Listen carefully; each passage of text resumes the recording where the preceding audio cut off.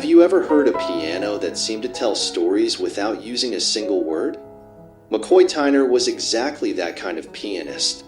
With powerful chords and an unmistakable style, he redefined how the piano is played in jazz. But what made McCoy sound so unique? And how did he contribute to one of the most important albums in music history? Today, we'll uncover the secrets behind this keyboard genius who left a profound mark on 20th century music. Are you ready to hear this incredible story?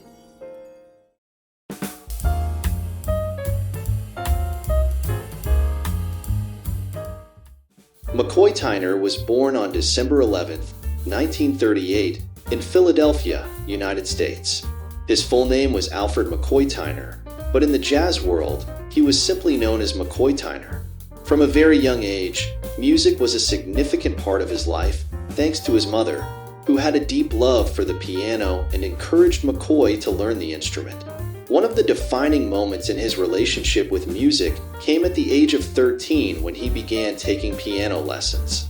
What truly ignited his passion, however, was the vibrant cultural scene in Philadelphia during the 1950s.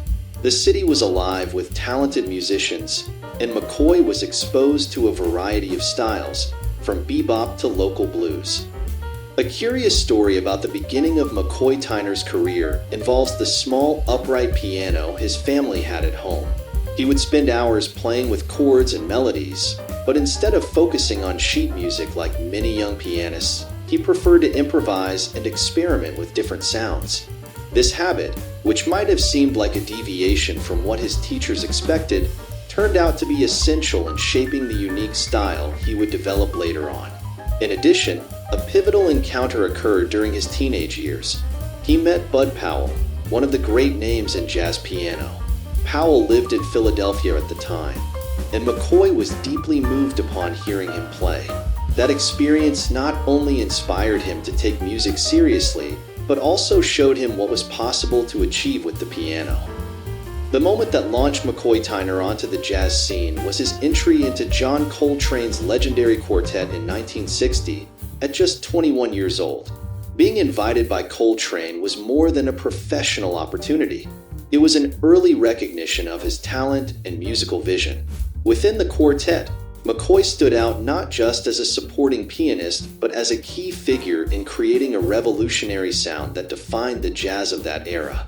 Artists like Bud Powell and Thelonious Monk were crucial influences on his development, but it was John Coltrane who gave McCoy the space to expand his ideas. With Coltrane, he helped craft a bold and spiritual sound, filled with innovative harmonies and a distinctive use of chordal chords. This style, which initially baffled critics and audiences, ended up redefining the role of the piano in modern jazz. However, McCoy Tyner faced resistance. Some critics of the time questioned his less conventional approach, which departed from more traditional melodic standards. But he persisted, breaking barriers with his use of complex rhythms and almost percussive phrasing, challenging what many expected from a jazz pianist. A recording that showcased his genius was John Coltrane's My Favorite Things, where his piano served as the foundation that both supported and elevated the theme. Yet it was on the album A Love Supreme that his spiritual and powerful touch stunned audiences, cementing his reputation as one of the most creative musicians of his generation. Combining impeccable technique with an almost mystical sound, McCoy made it clear that he was there to rewrite the rules. In the later years of his life, McCoy Tyner maintained a low profile but was still revered as one of jazz's most important figures. He faced health challenges that limited his performances, a difficult reality for fans who were accustomed to his vibrant energy on stage. Even so, Tyner remained an enduring source of inspiration, with his music continually revisited by musicians and admirers worldwide. McCoy Tyner passed away on March 6, 2020, at the age of 81. Although the exact circumstances of his death were not widely disclosed, his passing was met with deep sorrow. The news spread quickly through musical circles, prompting tributes from all corners. Artists, critics and fans remembered not only his exceptional talent, but also his humility and unwavering dedication to the piano. The reaction to his death was filled with emotion. Many musicians shared personal stories about how McCoy had shaped their careers or influenced their styles. Iconic recordings like A Love Supreme and solo albums like The Real McCoy were revisited with renewed intensity, while tributes and memorial concerts were organized in his honor. His passing left a void in the jazz world, but also sparked a wave of renewed recognition for his significance. To music as a whole, McCoy Tyner represented the courage to innovate and the strength to create something unique, even when it meant defying expectations. He left behind a catalog of works that continue to inspire and challenge musicians across generations. McCoy Tyner's music elicited an immediate reaction, not just for its technical virtuosity, but for the emotional depth he brought to every note. In his era, he translated universal human experiences into music, crafting something that was both deeply spiritual and accessible. For many, his music felt like an inner dialogue, a search for something greater, resonating especially during the cultural and social transformations of the 1960s and 70s.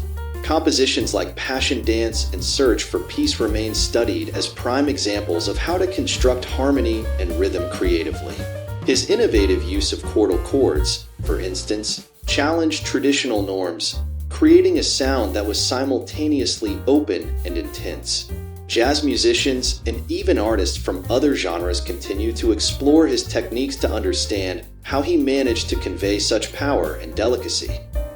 A striking example of McCoy Tyner's influence was Herbie Hancock, who often cited Tyner as one of the key figures responsible for expanding the possibilities of jazz piano.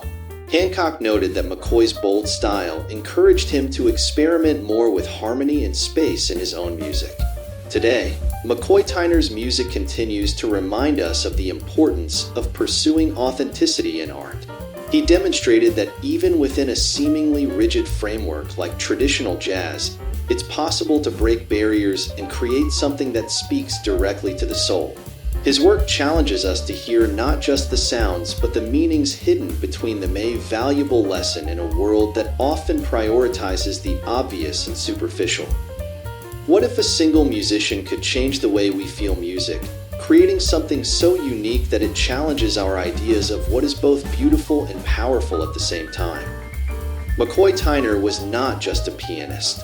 He was a sound architect, someone who turned chords into emotions and improvisations into profound narratives. His hands didn't merely play the piano, they sculpted a new way of thinking about harmony, rhythm, and artistic expression. His music transcends jazz and speaks directly to the human experience, connecting generations and showing that art is, above all, a universal language. When we listen to him, we realize that his contribution isn't confined to the past.